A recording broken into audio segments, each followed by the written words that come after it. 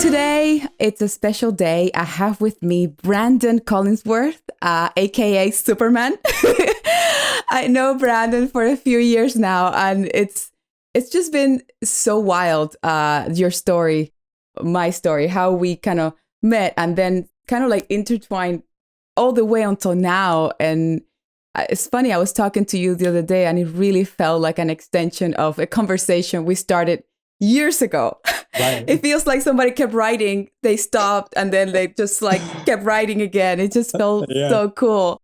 And let's start with this whole superhero thing that we started. I looked back into our text messages from like a long time ago, like, okay, Superman, keep, working your superpowers out in the world. And here we're in a pandemic, and, only, those superheroes and the superpowers in us that just came out. And right. I want to hear all about your journey. And it's really hard to introduce you because you're someone that has been, so flexible with your skills and how you push yourself to a level that, you never even imagined. So imagine me, like it's one of those things that's like, what? That's what you're doing now? And it's, how would you introduce yourself apart from like someone that keeps reinventing themselves? How would you do that? Like, what do you consider yourself being? Well, first and foremost, it is an honor to be here with you, Danay. Yes. And what is so incredible is, yes, we've been on our own journeys. And like we said the other day, superheroes have their own sagas. They go into their own spaces. They have their own stories. And every once in a while, they get to merge back together like the Avengers. So every time that we get to come back together and like download, it's like, hey, I know you were doing your stuff, your missions. I was doing my missions. We're back in the same space. Yeah. So it is such an honor. And the light that you see in me, I also see in you. And I honor the story, the path that you've taken. And you always, we were speaking about this the other day too, consistently showed up in love from a space of heart, from a space of holding the frequency. And that's one of the things that I admire about you most. So thank you. I am not surprised that you are continuing to fly and things are continuing to get better and the universe is continuing to bless you. And for me, one of the quotes that I've lived by is define yourself in a way that can be defined and you are free. And wow. For me, it's allowed me to step outside of the box. So many people cling to a title, and in that title, there's constructs and rules that inevitably prevent us from flying and going farther than ever. But if we are limitless beings of this universe, as soon as we get away from the labels and we allow ourselves to operate beyond definition, which we are, that's when it becomes magical. And that's really the path I've taken on my journey, is allowing myself to get beyond my labels, which allows me to continue to morph and play, as you would speak, as a thespian in different roles of this beautiful human existence. So introducing myself at this point, I would say that I am a servant of love. And through many mediums, mentally, physically, spiritually, I use that servitude to share my gifts. And that has allowed me to do it in many different ways. But love is always the mission. How can I lead from the heart? And how can I get others to also tune in, lead from the heart, and live from the heart as well?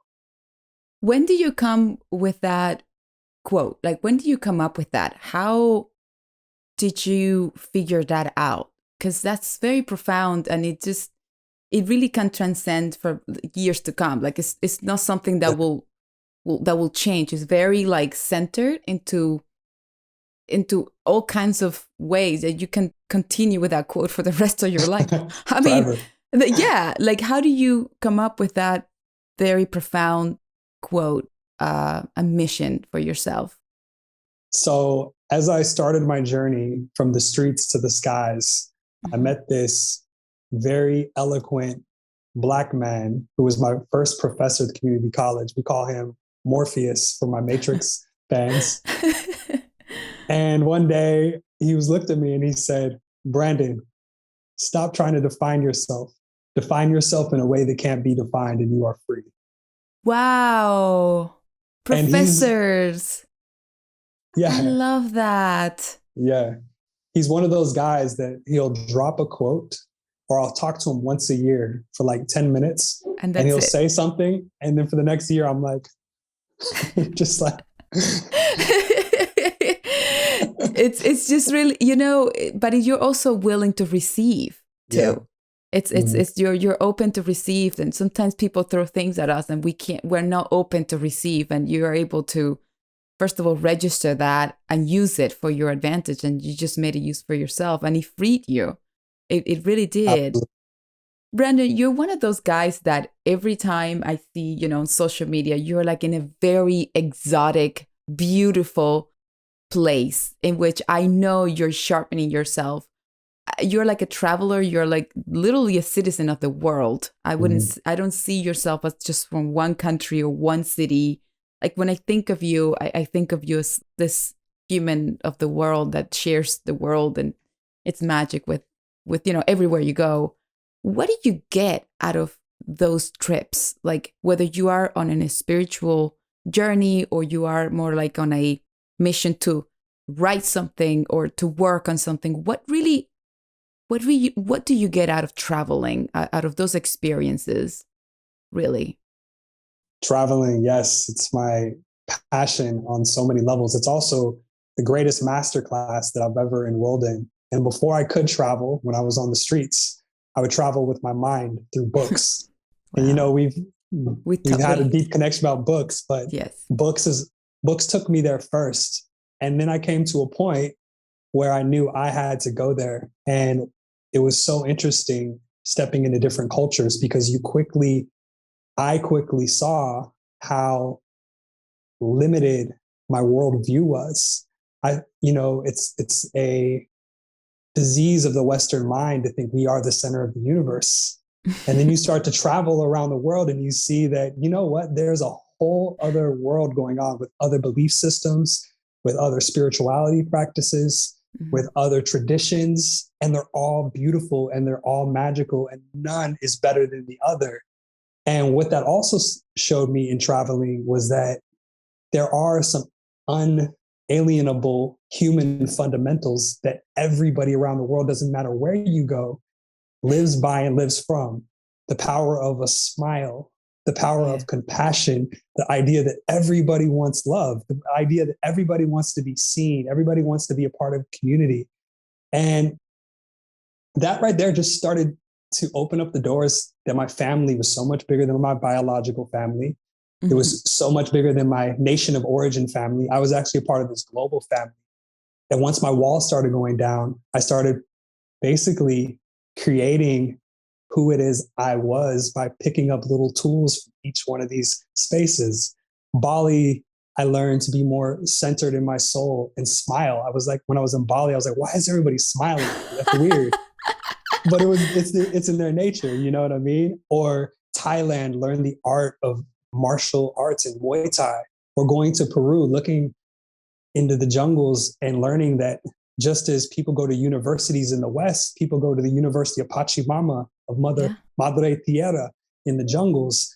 And it became a whole new level of schooling for me that humbled me, empowered me, and invited me to play a part in the human dance. So when I speak about love, I'm speaking about something that universally, through all philosophies, all teachings, everybody says, love more, be more compassionate, be more kind.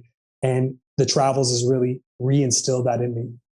Yeah, it shows. I watch you transform into a yoga teacher and see how you really, it really nurtured you as a human and I would say your superpowers got sharpened, and how you really listen to your path and what leads into what, and not everything has an answer right away, but it really in the journey is there. That's the transformation. It's really not whether you can teach yoga, is what really yoga taught you in the journey.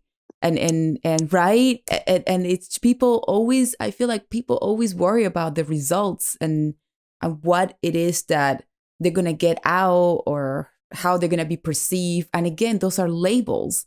instead of worrying about the journey that they already started, but they haven't realized they started it yet because they don't allow themselves to like really take all that in.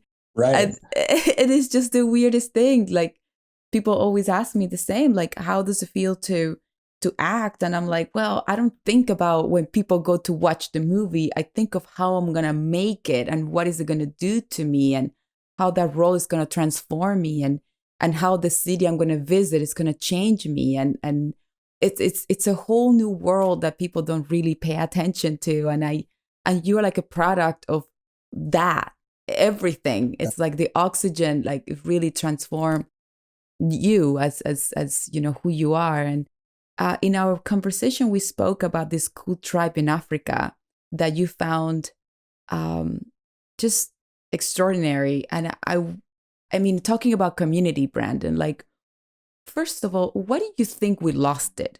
Because we really come from community. You know, we Yes. do. We speak different languages because we come from different countries. There are borders. And I mean, what do you think we lost it, this sense of community that now we've been pushed to kind of, you know, go back to? What do you think? Great question, great observation, and great segue into one of the most important things that is coming to surface during these times, especially being in isolation, especially being in the quarantine. We're realizing that the lone wolf mentality that has been perpetuated by the West is actually not the best path. We need others. We need others to be a part of our healing. We need others to be part of our growth. We need others to be a part of our expansion. And we're better in community. And just like you said, Danay, we all came from community. And somewhere down the road, we lost it. And I believe it's a dysfunction of the capitalistic machine that places monetary capital over human capital that has put us in this space of perfectionism and trying to be the best, and our schooling having us compete against each other rather than love each other forward. It's created a society where an individualistic mentality is more of the foundation than being collectivistic, being in community. That was another thing that started coming full circle as I started to travel, as I started to see how powerful community was. When I was in India and everybody sat down and made sure that they ate dinner together. Or when I was in Africa and I was volunteering in Kenya in the Kasarani orphanage, how people would, even though they were so poor, they made the time to spend the time together, and they were much more happy than people who are just in isolation in the West. Before the pandemic, was a lot of chosen isolation, and now it's kind of like forced upon us. But in Kenya, it was really powerful being there because I got an opportunity to visit some tribes that still kept their indigenous wisdoms and their indigenous teachings. And I went to the Maasai Mara, and these are the Maasai warriors, and these are called the last lion hunters. And as a man who's fascinated with warriorship, I wanted to see who these men were who were the last lion hunters. And I got there, and there was a group of 20 men. And I talked to this guy, Sebi, he was the chief's son, and he was just like, these are my brothers. And they were brothers. All of them had homes. All of them had a role in the community. All of them had significance. They were a part of it. And what I started to observe there is that in indigenous communities, the health and well-being of the individual was fundamentally connected to the tribe. If the individual was suffering, the tribe was suffering. So the tribe had the best interest at heart to help the individual flow through and grow through any circumstances and setbacks they may be having. If we parallel that to the West, oftentimes people suffer in silence, and asking for help is seen as weakness rather than a superpower. And so that's one of the things that we've lost. There's a beautiful psychotherapist named Francis Weller, and he has this series called The Alchemy of Initiation. And he talks about the lost indigenous rights and how we have lost community along the way. We've lost like 4 paramount essences of community. And so what's happening is we, I believe, are being ushered back into a new space of community. But when I was with Sebi, he told me that there was a tribe in Africa that had this very beautiful ritual. And when a new tribe member was born into their village, the tribe would actually come up with a song that was unique to that individual, and they would sing it all through this child's infancy into their wow. adulthood. And any time that this person would begin to lose their path or get in trouble or find turmoil within or without, the village would come together and sing this song to remind them that they are loved and who they are. And I was so inspired by that. It was so beautiful. And I think what is happening as a collective right now is we're refining our songs, and we're being challenged as leaders to sing the songs of our friends and our family so that they too can remember that they are not alone and that they are held as well. Yeah. And yeah. It's very special. What I found beautiful about that story is that it's weird how art is really around us, like music, paintings, writings. Like, we've learned from stories that they would tell us when we were kids. That's how we know the right and wrong, the good and bad, what's good, what's terrible. But, for this tribe to use music to remind, this young man that feels lost, that he's not alone. Because we have the thing is that we do have the potential to lose ourselves. That's not the problem. The problem is how we go back to it. Like who do we have around that will carry us? Like, and that is the part that we forgot, that we're really, oh, there you are, that we're really supported. We have this beautiful world that gives us oxygen every day, gives us like vitamin D every day. We have these beautiful trees that gives us shade. How could you feel that you're not supported or loved or cared for? Like, it's not just people, it's our surrounding. Imagine if we had earthquakes every day and everything is destroyed and then it goes back to normal. Imagine that. Like, we take for granted so much. And every time we connect and reconnect, I just see a version of Branden that is more humble and more like open to those, that is okay to fail and come back, and the experiences of others coming back to themselves. It's really eventually what makes a superhero. It's not about the superpowers. It's what you do with them in times of, chaos. Yeah, exactly. It's like what you do with that story, like with what you've learned. And I remember a long time ago, we do have this beautiful connection with books. And I remember we said that we really are a product of the books we read, the people we talk, how we surround ourselves. And we really are a product of all that. Mm-hmm. And during this pandemic, during this, challenging times, like, what are you paying attention to? Are you filling your soul with like a good book that inspires you? Are you listening to the things that opens your curiosity? It's really what defines who we are. Absolutely. And where does your curiosity come from? Exactly. Is it something that you discovered? Because you're someone that is, everything you are is because of you're a curious person. Where does that come from? Maybe it's from this book that I read when I was little called Curious George. And it was this little book. Was that one of your favorites? Yeah. I remember that like more than anything. So, growing up in poverty in the streets of Las Vegas, it was challenging. And a lot of times it was very confronting. I took a friend recently into the hoods that I grew up in recently. And she was like, I need to go sage myself. Like she was like, this was intense. One of the gifts my mother gave me, even though she was struggling as a parent and trying to make it, is she gave me the gift of books, and she taught me how to read. And she showed me that through books, I could escape my reality and go on a journey beyond my current circumstances, which invoked imagination, and it made me a curious kid. I would go out by myself and I would create a whole story about a tree, and how at the top of the tree there was the princess, And then I would take a cardboard box, I would build a castle at the bottom of the tree, and I would make a whole entire thing. So it was through curiosity, actually, that I escaped the mundane reality of poverty. Mm-hmm. And as I continued to go on my journey, I realized that curiosity was one of the greatest gifts that has ever been given to me. And it's always been with me. And every time I start to feel like I'm losing my curiosity or my Peter Pan, Tinkerbell magic, Yes. I have to question myself. I got to get back to my heart and say, what brings me to life?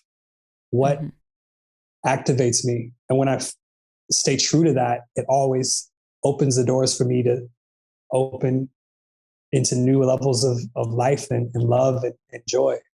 The Wonderland comes up. Yeah, exactly. Branden, you have this beautiful retreat in Peru. Yes. The Warriors Retreat, it's called, right? Yes. Is that how did you come up with that? Where was that? Like, how was that project born exactly? And what you get out of it? That's a great question. And it's one of my most passionate social impact projects. So when I was 27 years old, finishing up my senior year of college at the University of Nevada, Las Vegas, I was sitting with my professor and he was doing a documentary at a local high school. And at that time, I'd never met my father ever. Oh. I knew he existed, and my little sister had reached out to me, but I never met him. And he said, we're doing this documentary at Valley High School. And I remember my mom said she met my father there. And I said, I think my mom and dad met there. And so he looks at me and he goes, is your dad named Lane Rowland? And I said, yes, that's my pops. What? And next thing you know, he calls his big brother, who's my dad's best friend. I talk to my dad for the first time. Come to find out, my father is living in the jungles of Peru, working in the hospitals and helping people in Peru. So at that time, I was deep into my forgiveness work. And I decided to open up those doors and go down to Peru to be reacquainted with my father. And so for 6 years, every year I'd go down to Peru and work in the hospitals in the jungles of Peru. And this was a big part of my evolution. When I finally got to 2016, so it was about 4 years later, I realized that Peru was so special. And although a lot of my friends were talking leadership, talking heart, talking about walking the walk, it's a whole different ballgame when you go into the hospitals of a third world country where you don't speak the language of the people. And the only thing to have connected to you is love. And so I created the first warrior retreats. I felt inspired, invited 2 people. Next thing you know, I had 26 people with me. And I'm like, oh my God, this is something. And so 6 years it's been, and I've done 6 warrior retreats, and it's a rite of passage that starts in the jungles and goes to the Andes. And it's all about leadership, service, and connection. It's about going into the hospitals and touching the people and giving back. We raised $26,000 this year to give to Peru during the pandemic. Wow. It's about going on some of the most epic hikes in the world. For a lot of people who are drawn to plant medicine, it gives them an opportunity to work with it in its most indigenous sense. But deeper than plant medicine, Pachamama, the vibration of Peru, which I call life-awaska instead of ayahuasca, like yes. just being in the vibration. Yes. It shifts people. It's such a hard retreat to pull off, but it's one of the most transformative experiences on this planet Earth, I believe. And it's rooted in community. It's rooted in people getting out of their own way. And what I love about Peru is because it's a 14-day rite of passage, the first 3 days, people come in, they have their best behavior on, superpowers all flowing and everything. After about 3 days in the jungles, you start to see really where people are. And that's where the medicine happens. Yes. Every time I start seeing people crack, I'm like, oh, this is going to be good. Because as Rumi said, that's where the light enters and it's about to get magical. It's really, you as a leader, I just, for some of you that don't know Branden started as a trainer. Like, you are educated into like how much you can push the body physically. Yeah. So, and then you develop your your superpowers with like mental, like how much can you really work your mind to, to keep pushing. And then you moved into what kind of like the yoga, Yeah. more part of life, right? Yeah. So Branden has like, you have like, just for everybody that don't know, you really have so much knowledge into the human body, like the way things and physical, like, you spend like how many years training exactly? Like as you were starting, like a few years really showing others that, Yeah. how physical work can really transform you. Like, Yeah. going into the Altogether, jungles with you is like yeah. serious. You're working out too. More working out the soul in the Yes. jungles. Altogether, my training career was 18 years. Wow. And before that, so I started training professionally when I was 18 or 19, 2003, 2002. But before that, I realized that my only escape out of poverty was through the burn of sweat. So Mm. 12, 13 years old, I started to work out and I would run. And then I would run until like my legs started burning and I would feel like giving up. And I realized there that if I kept pushing on the other side of the burn, there was actually another level. And so the training Oh. was what helped me get out of the hood and out of the streets. It showed me that every time I was faced with resistance in life, if I pushed through, there was beauty on the other side. It was actually the resistance that started to help grow me. And that's why I got into the training space, was because I saw that it Oh. was my salvation. So training, moving was my first church. That was my first spiritual practice. And Nice. so I became so like dedicated to that, but it was more of a superficial pursuit as I went into the training spaces and opened up my gyms and got signed to Nike as one of the only trainers worldwide. And then on a journey, well, I studied, I went and studied psychology. I got my master's in psychology that's when the connection between the mind and the body began to like really take Oh. form. I was like, well, why am I so in shape, but I'm still depressed? Why am I so in Right. shape, but I still have like anxiety issues, or I'm failing at all my relationships? So I Mhm. went secretly. People thought I was going to get my master's degree in psychology from Penn to increase my business and all that. It was actually secretly so I could heal myself, because I needed to figure out what was going on with the software. The hardware was strong, but the software program had like some corrupted files. I needed Nortai Some antivirus. viruses in there Yeah, that had yeah, to it be was like, cleaned up. yeah, yeah. So then that led to my success. All of a sudden, like my first level of success is when we met and you saw me with my gyms and we were winning awards and everything, because I was one of the first gyms to connect mind and body and talk about that from a psychological standpoint. Oh, But I was wow. still empty. I was feeling depressed still. And so that's when in 2014, I went to Bali and I went to the yoga barn in Ubud and I started practicing yoga. And this lady by the name of Denise Payne came to me and said, "You really think you got it all figured out on the outside, but you don't have anything figured out on the inside." She's like, "You need to stick with this mat and tune in."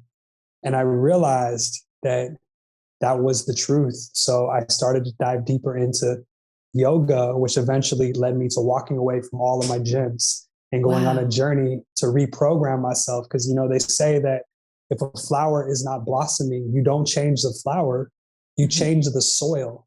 So I Mhm. had to uproot myself and plant myself into a different soil for these lessons really to become fully integrated. And so that was kind of the journey of like body, mind, soul. Wow. And now I'm still into the body and mind. But when that practice is rooted in a space of self love and not self hate, or when I'm teaching people that it's not this frivolous pursuit of superficial, but that deep work of self compassion and self understanding, it just changed everything. So it was about injecting my walking path with soul.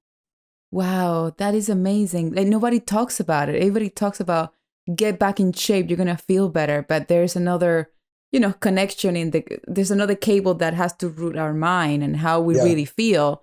I mean, yeah, it's weird and it's so interesting because I grew up, moving too.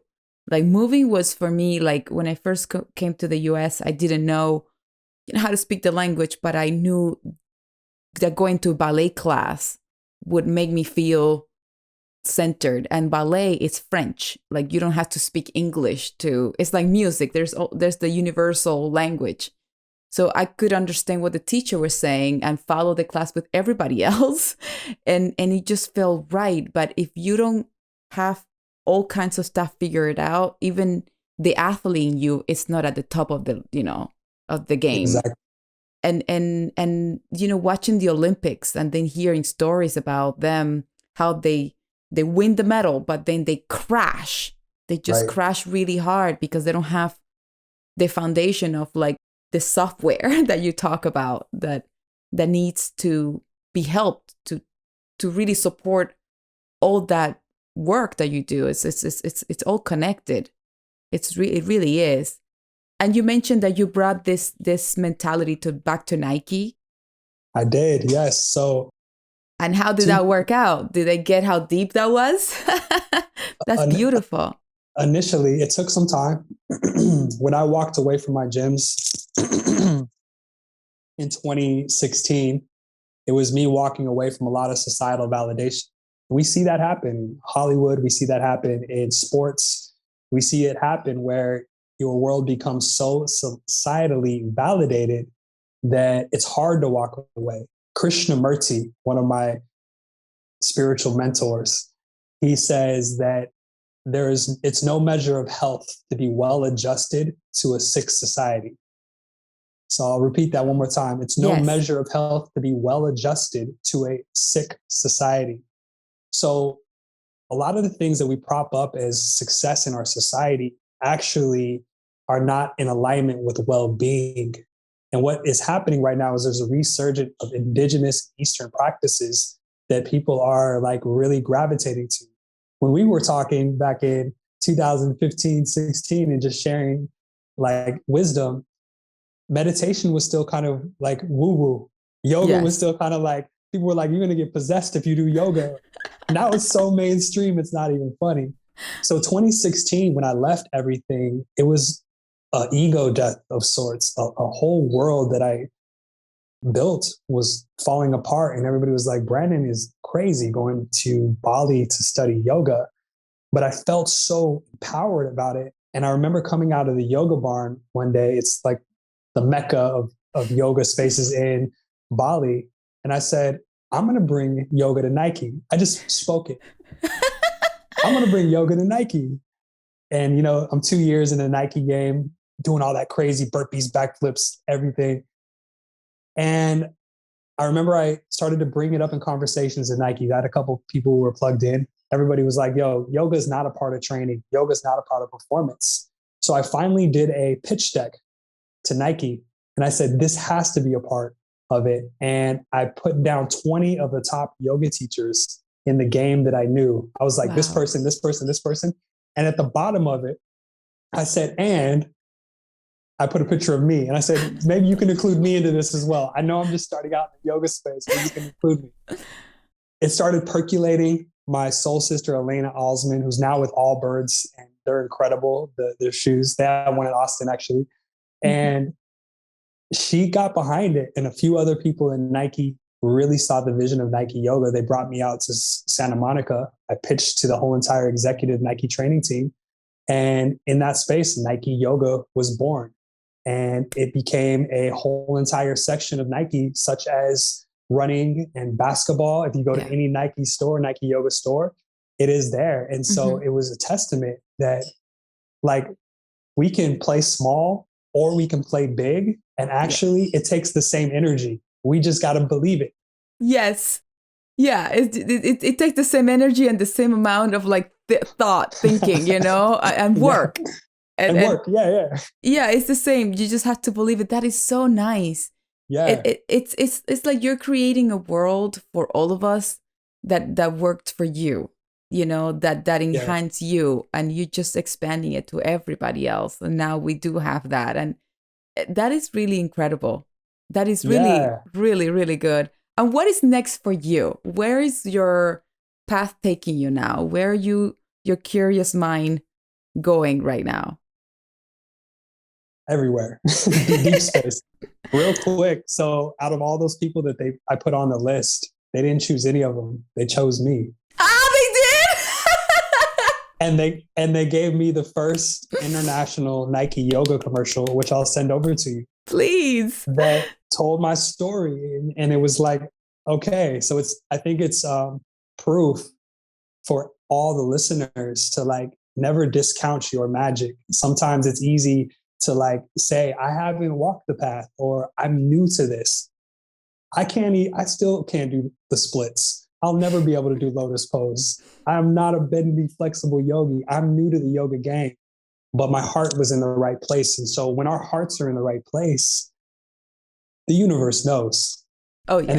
And it's going to position us where we need to be positioned. So for those on the path, just have the courage to just put it out there, even if you're not ready. I just want to say that real quick.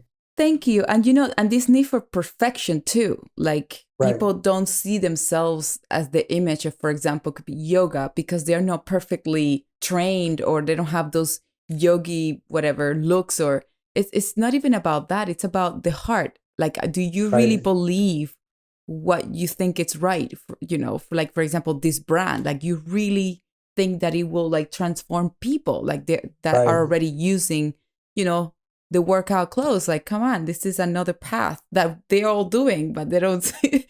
And it's just like, it's your mind and your heart was in there, and everybody had to listen, which is like, and it happened. It's amazing. Magical.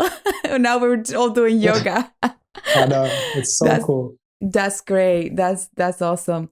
Where are you heading now? Like where, you have touched so many layers that I really, unless you live in a cave, you would not be able to relate to Branden. Like it's cool because you talk about when you were starting your path, how you discovered a way out. When you discover a way out, you had to sharpen your tools because something wasn't working completely. And now you're in a stage of like, reinventing yourself completely. And not just that, but bringing that to a society that needs that. And now you're in a journey of like reinventing yourself and growing. And I have to say, it's really cool to watch. It's really, really cool to watch that beautiful, flower. Just, what is the name of that story that the little kid planted a tree and it just went so high that he had to like leave his house? He went to another universe. I forgot the name of that story. Jack and the Beanstalk. Yes, that one. Yeah, like Pocahontas. Yes. But Pocahontas is not from Africa. She's oh not my from god! Africa. Oh my god! I have to tell this story. So in Cuba, I watch Pocahontas and because it's in Spanish, the translation, I don't know why I didn't capture that she was from America. So I figure, oh my god, this jungle is so beautiful. And I remember my friends used to call me Pocahontas when I was little. And I imagine myself in Africa. I'm like, yeah, Pocahontas is from Africa. And I told that to my dear Branden, and he's like, she's not. I was like, what? She's not from Africa. Watch the movie again in English. Like, watch it. I'm like, oh my God, you just completely changed my entire view of Pocahontas. No, he was coming from England, right? Like the prince. Yeah. Yep. I'm John like, Smith. John Smith. Yeah, John Smith. And I'm like, but she's from Africa. You're like, nope, she's not from Africa. And I'm like, are you kidding? And I haven't watched it. I was so heartbroken. I haven't even been able to like watch, but I'm like, I am from Africa. My Pocahontas is from Africa. Like whole paradigm just falls apart. Just like no! Oh no, what? That was but yeah, like, you're like that tree that keeps growing and growing, and it's the most beautiful, thing to watch. I believe, our entire world changes every day. Like right now we're in winter, it's cold, the leaves, they fall, and then spring will come and things will go back and flowers will come out. Like we're in constant change. Our world is changing. Like who are we to think that we're not changing too? Now the question is, how much do you really want to change with a conscious, like consciously changing for the better? Because we are changing no matter what. We really are. us and the world too. Like you buy a car, it gets older, you know, the house needs fixing, like things naturally change, and it's something that is inevitable. Right. Now, you know, when you keep going in that path, where is your calling? Like, where's your next? Because again, everything is connected. You know, I remember when I saw your gyms, it felt like the owner, like without knowing you, it felt like the owner was like a painter because they had these really cool colors and a style that came from an artist, not just from Mm, somebody that likes to work out. right. It had a style. It attracted this edgy feel to it, and then it's you that is like, you know, someone that is very knowledgeable pushing people. But I feel like in your soul you always had so many colors and so much intangibles that were like flying everywhere, right? Yeah. And where's that taking you now exactly? So 2019, I was on the streets of Rio de Janeiro, Brazil, Oh, hello. and So in, fancy.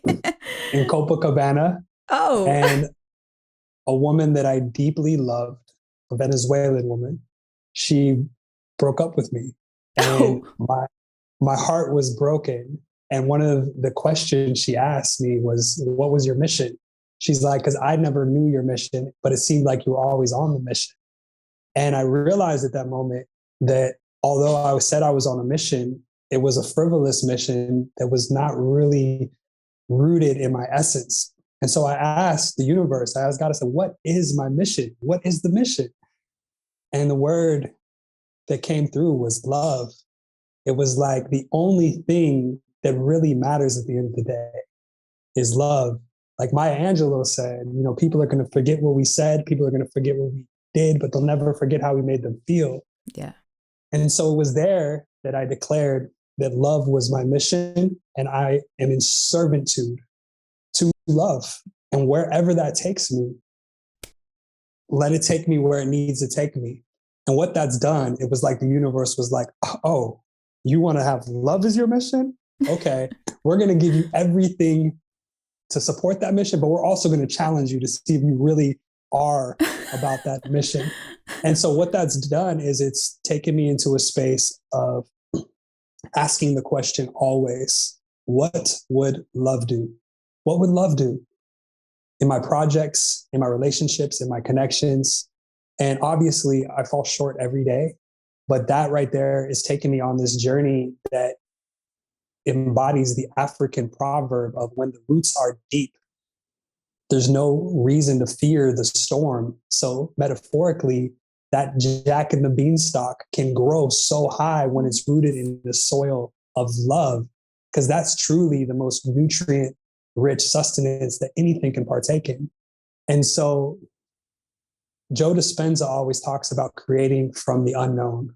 He says the only way to create something unknown is to go to the unknown. Yes. And so where things are going, I know, but I also don't know. I'm following heart and I'm following love, and I'm trusting that that's going to take me exactly where I need to be on all levels. If I've gotten this far at 37 years old and it was without a lot of tools and not committed to love, I can only imagine where it's going to take me as I continue this journey of heart-centered leadership and leading from a space of compassion and enrolling more people into the dream of love. I'm like the multi-level marketer of love. You know how those multi-level marketers like, hey, yo, you want to sign up? like, but it's for love. I'm like, yo, you got to come into this class. I promise. Like, you sign up, you're going to be like really rich. You're going to like, everything's going to come. So like, come on. No, but I completely get it. And you know what? It's working, and it's very refreshing because conversations like this are, you know what you get every day out, unfortunately, when we need it the most. You know, we need community, you know. Yes, we do come from a biological family, but we really define ourselves when we choose our family. You know, the families that we choose along the way are the people that really, you know, we attract. It's like a reflection of who we are. that comes the spark, and that's the sense of community and family. It's like that tribe that sings when somebody's in trouble. It's like that's so powerful, and that's showing up for someone you love. You don't need to even know the problems. That's what I love about it. But you know that by singing, it's just showing up. You don't need to even go deeper into why that person is in trouble. Right. It's the fact that somebody's singing. Oh, that means that we need to stand up. Let's all sing together, and we know that is that message is gonna go far into that person, and it's weird. Sometimes people are like, oh, I don't know how to start the conversations. You don't need to know how to start. You just say, hey, I'm sending you some love. That's all you can say and do. Whatever comes after it doesn't matter. I'm talking in these times of trouble, right? That I feel like everybody has to know how people are really doing their problems to be able to be there, when in fact, you really don't. You just have to, sing the love, and the love will take care of itself. And Branden, thank you so much for giving us an hour, for really, you have made me smile so big. It's everything I imagine it to be, and much more. and it's just been so beautiful chatting with you and sharing your amazing superpowers with everybody. And your growth is so inspiring. I really, really appreciate it from the heart. I appreciate you as well, Danay. It has always been an honor. You truly are Superwoman, Wonder Woman, and Pocahontas. Mixed it with the African Pocahontas. The African Pocahontas, please. And just, it's so cool to see the blessings continue to unfold as well. It's proof that good things happen to good people. And this is only the beginning. Yes, it is. It is. And, the mission of this podcast is to, collect and grow seeds, like you bring so many seeds to our gardens, our souls, that it's up to us to nurture them, take care of them, protect them. Again, forces of nature, the wind, the animals, they come, and it's like collecting and grow seeds. It's really what it's all about. We don't have the answers, but we have brothers and sisters that could really, just give it to you, and you just have to be ready and open to listen and grab that, like you did with that teacher that helped you free you completely into the person you're today. I can't wait to see you in person. I can't wait to give you a COVID-free hug. One of those COVID-free hug. I'm sure I'm COVID-free. Now we had to do layers of before the hug comes. Oh, I know. I can't wait. And please take good care of yourself. Keep shining that beautiful light in the world. And I'm sure everybody that is listening, it's smiling as big as I am. I appreciate you, Branden. Be safe, okay? I will. Thank you. Love you. Love the audience. Appreciate you all. Let's continue to be the change. Always.